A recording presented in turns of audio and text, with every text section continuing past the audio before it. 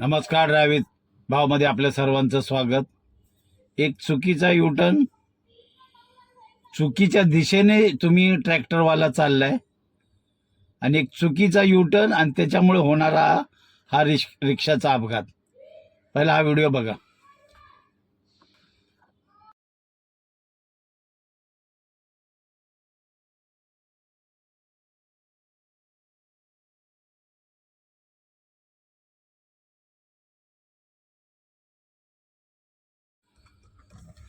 सायकलवाल्याचा चुकीचा युटर्न आणि रिक्षावाला त्याची लाईन सोडून का आला, का तर त्याच्या लाईनमध्ये ट्रॅक्टरवाला चाललाय, म्हणजे तिघे पण चुकलेत।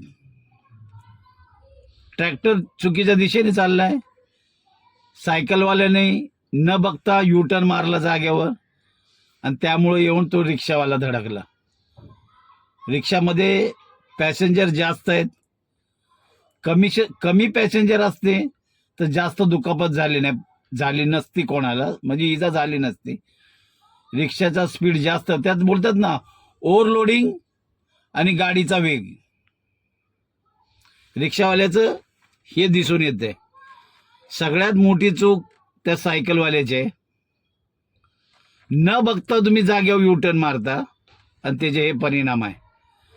छोटासा आपला निष्काळजीपणा रस्त्यावर गाडी चालवताना, सायकल चालवताना हा किती महागात पडू शकतो, त्याचं हे उत्तम उदाहरण आहे।